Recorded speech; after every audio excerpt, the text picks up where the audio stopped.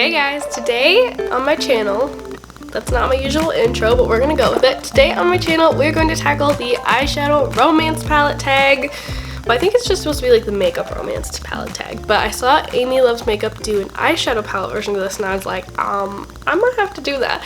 Because you guys know on my channel, I love eyeshadow palettes. They're like my favorite thing to talk about. They're what I spend my makeup budget on almost every single month, and I'm just so excited to sit here and talk about eyeshadow palettes with you guys for the next hopefully only 10 or 15 minutes. I know I can get a little chatty with eyeshadow palettes, but this tag was originally created by Katie Marie Beauty, so I will link her channel down below. Definitely go check her out, and I will also link Amy's video because she's the one who inspired me to do this tag. So I'm not going to blabber on any longer. Let's hop into it.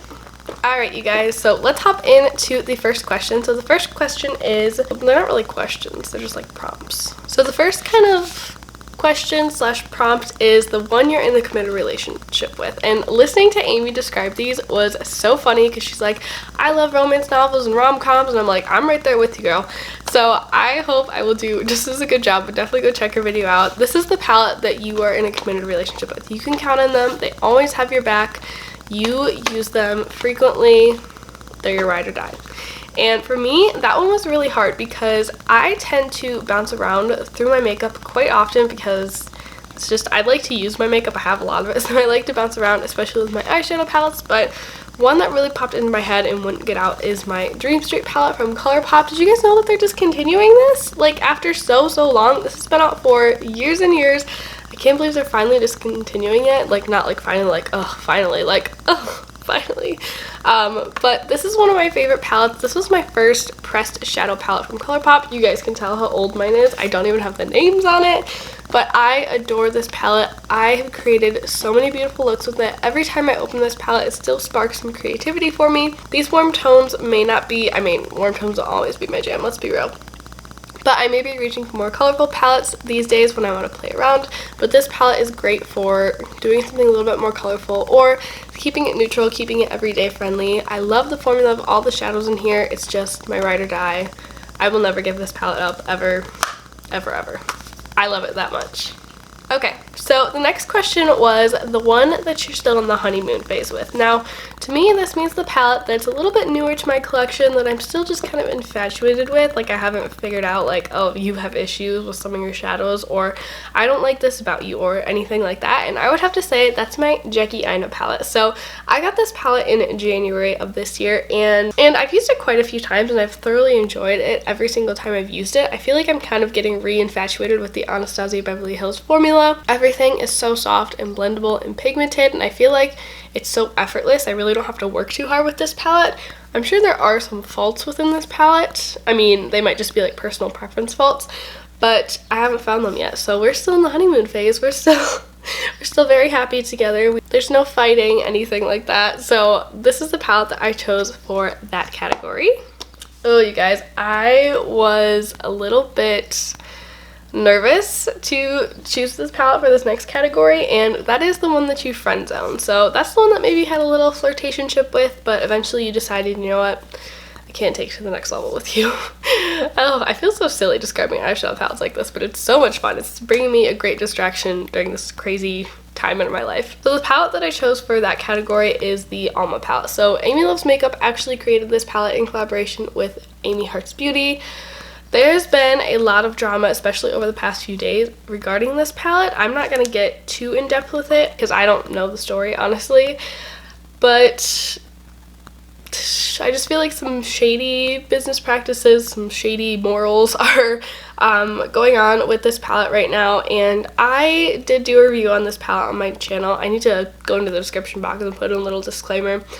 But in good faith, I feel like I can't recommend this palette to you guys anymore. I love the color story. I thought the formula on mine was fine. It's not my favorite formula ever, but it certainly was not the worst formula I've ever worked with, and it's definitely workable. But in good faith, I feel like I cannot recommend this palette anymore. This is one that I definitely would not say I'm in a committed relationship with, because now I feel very conflicted about even using it or creating more content with it, which is really, really sad because this is a beautiful color story, and I know that Amy put so much hard work into this color story and into this palette and so much love. So this is the one that I'm friend zoning. We can't go any farther, unfortunately, with this one. Ooh, okay. This next one is really fun, and it is the one that got away. And if you guys have been watching my channel for the past couple months, I want you to pause the video right here and guess down below in the comments what you think I'm going to say. Because I have not shut up about this palette for months and months and months, and that is the Natasha Denona Metropolis palette. I don't know what this palette did, but it has this little hooks in me, and I cannot forget about it. I've even tried the Natasha Denona formula now, and I feel like, yes, it's good, but it's not $129 good. But I still can't quite let go of this palette. It's just like stuck in my brain. It's like whispering in my ear, like, you still want me, you still love me. And that is the one that got away from me. The next category is the one you're currently crushing on, and I think Amy chose like a palette that she already owned, but for me, I kind of took this as a palette that hasn't come out yet or is coming out and I haven't bought yet, and that is the Kaleido Cosmetics Pastel Pup palette. I think the packaging on this palette is so freaking cute, you guys. I'm such an animal lover, and like I'm a dog lover, and so I feel like seals are like almost dogs, so I'm like obsessed already with the packaging. And the inside is really fun and fresh and pastel-y and springy, and yeah, I'm really crushing on it. I'm not sure if I'm gonna buy it yet, but it definitely has my attention, and I'm crushing on it a little bit. Oh, you guys, I have some words for this next one. The one that broke your heart. All of the Bad Habit After Whatever palettes. These palettes were a dupe for the Huda Beauty Obsessions palettes, the first round of them. I think they continued to make dupes as she continued to make palettes. I bought the quad, so I had like the original 4 Obsessions dupes, and when I first got these, I don't know if it was just that I wasn't quite as experienced with makeup and experienced with eyeshadow formulas, but I was like, these are pretty good. I was using them a lot, I was getting a ton of enjoyment out of them, and then I think I got some new palettes in and I didn't touch them for a couple months, and then I came back to them and I'm like, what is this garbage? I feel like the formula changed in these palettes. I feel like when I got them, I knew that they were powdery, I knew that they weren't the most pigmented shadows I'd ever worked with, but I feel like when I go back into them these days, I go into the shadow and I blend it on my eyes and it just like blends away to nothing, or it's like horribly patchy. I don't know what happened with these palettes, but they totally broke my heart because they went from being like some of my favorite palettes to being like garbage in like 3 months flat. So I don't know what happened with that formula, but these totally broke my heart. Alright, next up we have another controversial palette to talk about, you guys, and this is the one you grew apart from. And immediately I thought of the Jaclyn Hill palette that she did in collaboration with Morphe. This is of course the original one. You guys, I feel like the past couple weeks especially have been so like drama filled for the makeup community. I don't really buy into any of that drama. I don't really bring it onto my channel, but I mean, if you're in the space, you kind of know what's going on. Morphe did admit that they changed the formula, I believe, of just this palette. I don't know if they changed the formula of the new palette as well, but they changed this formula at some point from when it launched, and they said it was cruelty-free and vegan, to it not being vegan at some point, and they didn't let people know. And that leaves a really, really bad taste in my mouth. I mean, you don't have to make vegan cosmetics if that's not what your brand is about. That's not what your brand is about. There's plenty of other brands that'll cater to that audience. But to lie about it to someone who's trying to be conscious and who's made that choice in their heart, that really grinds my gears. That makes me feel a little bit uncomfortable. So that's why I feel like I've grown apart with this palette. Another reason I've grown apart with it is I just feel like my color preferences have changed. I love color now. If you guys can tell, in most of my videos I'm wearing some kind of crazy colorful eyeshadow because when I sit down to film, that's my time to play with makeup. And usually I'm not reaching for these colors anymore. I think they're beautiful, and these are tones that I wear on an everyday basis, but I just feel like with everything going on with Morphe and Jaclyn Hill, this one just kind of leaves a bad taste in my mouth. So we've definitely grown apart. Okay, so this next one I think is a really fun question, and I think Amy answered this a little bit differently too with one of the palettes that she had already owned, but again, I'm going to use a palette that I don't own, and this is the one you have a fling with. So I feel guilty saying this because I literally just said how I feel a little bit uncomfortable using and talking about the Jaclyn Hill palette. I would have a fling with the Jaclyn Hill Morphe palette volume 2. So I am so attracted to that palette, you guys. My Ulta store is currently shut down. Well, I mean, I think all Ultas are currently shut down, but I have been wanting to go in stores and see that palette and swatch it and touch it for myself, because every time I see it online, every time I see someone create a look with it online, I'm just like, oh, that's really, really pretty, and those tones are really right up my alley. As I said, I've been shifting more towards color the past couple of years. I feel like that palette is warm neutrals, but the colorful warm neutrals, and I feel like that is so up my alley right now. So I don't know, you guys. That one's the one that's been nagging me at the back of my head that I really just want to try for curiosity's sake, but morally I'm not sure if I feel comfortable buying it, but I'd like try it for a couple days. Okay, this next one is the one you have a love-hate relationship with, and that is Anastasia Beverly Hills Subculture.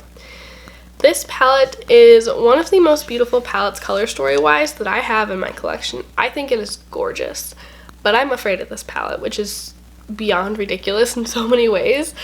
But when I bought this palette, I bought it at a time when I was in love with neutrals, and I thought, oh, this will be like my gateway into color, because these shades are like a little colorful, but nothing too bad.